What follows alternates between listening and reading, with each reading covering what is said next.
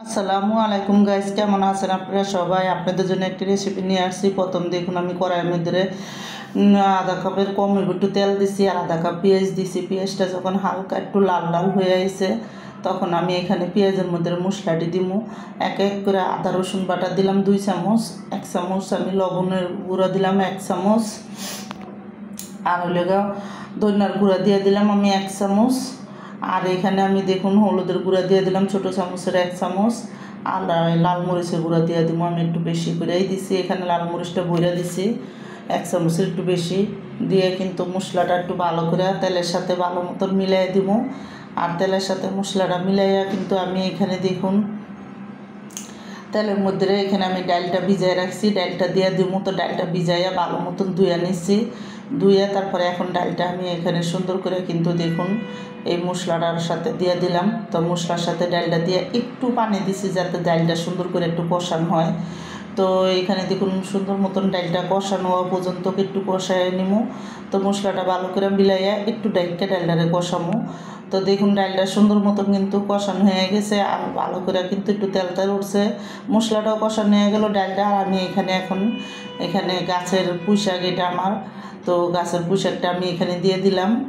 তো দেখুন এখানে ছোটো ছোটো করে এটা কিন্তু অনেক সুন্দর একটা কচি পুঁই শাক নিজেদের গাছের।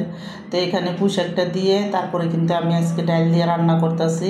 আর ডাল দিয়ে কিন্তু পুঁই শাক অনেক মজা লাগে। তো দেখুন পুঁই শাকটা সুন্দর করে একটু কষা লাড়া দিয়ে সবটি পুঁই শাক দিয়ে অল্প করে পানি দিয়ে দিলাম। তো আমি কিন্তু এখানে আর কোনো পানি দিব না, এই পুঁই শাকের যে পানিটা উঠবো এই পানিটা দিয়েই রান্না করে আমি উঠতে যাব।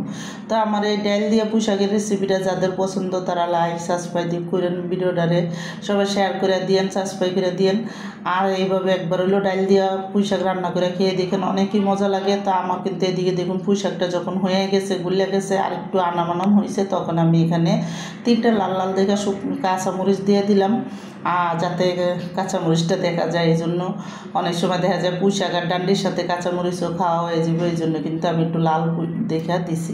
তো দেখুন এখানে কিন্তু অনেক মজা হয়েছে পুঁই শাকটা রাঁধছি। আর সুন্দর মতন আমি হালকা হালকা মশলা দিয়ে পুঁই শাকটা রেখে দিছি, বেশি একটা মশলা দিয়ে রাঁধি না। আর আমি একটু হালকা ঝোল করে রাঁধুম, বেশি একটা ঝোল রাখি নেই যাতে একটু মাখা মাখা হয়, ওই আন্দাজে ঝোল দিছি।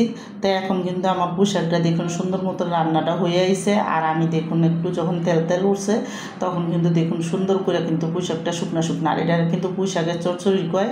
তো এইভাবে একবার হলে চচ্চড়ি রান্না করে খেয়ে দেখেন অনেকই মজা লাগবো। তা আমার কিন্তু এদিকে দেখুন পুঁই শাকের চচ্চড়িটা রান্না শেষ আর আমি এখন নামাই দেবো।